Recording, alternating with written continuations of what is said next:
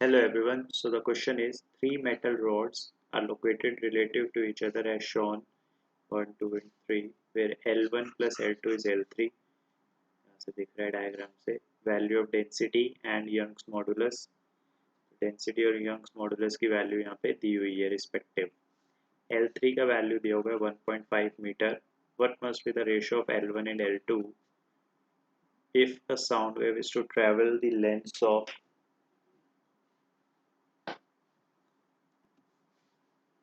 the sound wave is to travel the lengths of rod 1 and 2 in the same time as required to travel the length 3. So 1 और 2 में जितना time लग रहा है उतना ही 3 road से ट्रैवल करने में लगना चाहिए. दैट इज यहाँ पे दिया हुआ है कि अगर रोड 1 से जो टाइम लग रहा है साउंड को ट्रैवल करने में वो T1 है.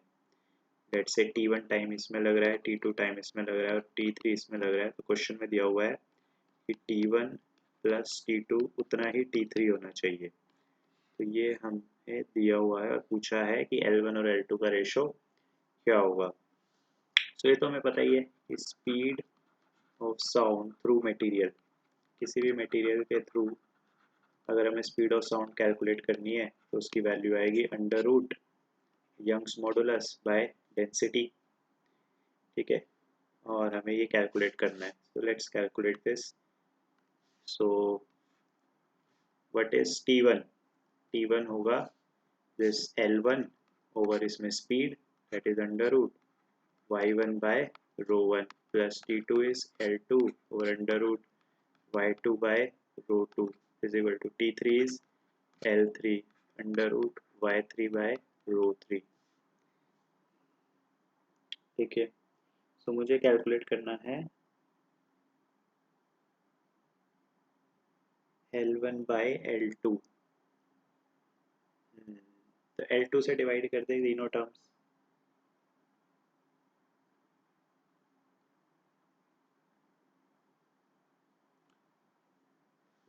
यहाँ पे दिया हुआ है. तो यहाँ पे हम यूज़ करेंगे कि L3 की वैल्यू में दी हुई है L1 प्लस L2. ठीक है, मैं इसे मान लेता हूँ y1 बाय रो 1 को अल्फा 1, इस अंडर रूट y2 बाय रो 2 को मान लेते हैं अल्फा 2, y3 बाय रो 3 को मान लेते हैं अल्फा 3. बिकॉज ये हमें वैल्यूज दी हुई है तो we will calculate.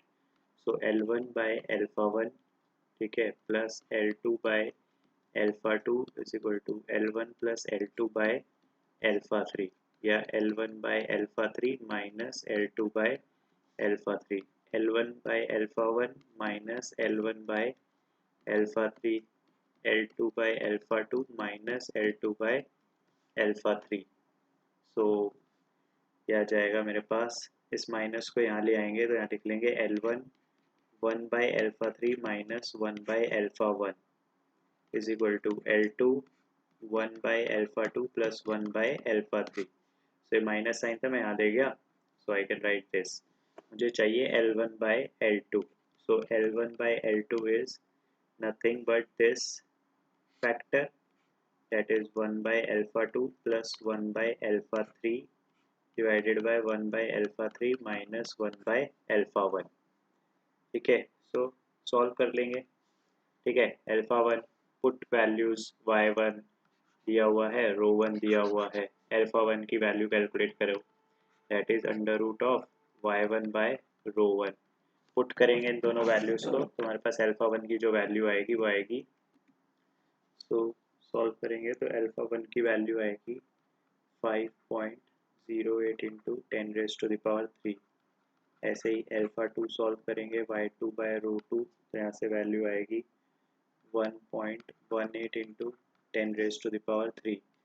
Alpha 3 solve करेंगे y3 बाय रो 3, वैल्यूज पुट करेंगे तो वैल्यू आएगी यहाँ से सॉल्व करके 3.53 into 10 raise to the power 3. So alpha 1 alpha 2 और अल्फा 3 की वैल्यूज यहाँ पर पुट कर देंगे. ठीक है, और इसे सॉल्व करेंगे इस इक्वेशन को.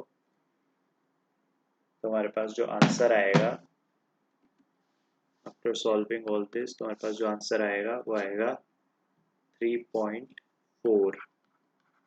ठीक है, अल्फा 1 अल्फा 2 और अल्फा 3 की वैल्यूज यहाँ पे पुट कर देना and you solve this, you will get answer as 3.4. So L1 by L2 is 3.4. Thank you.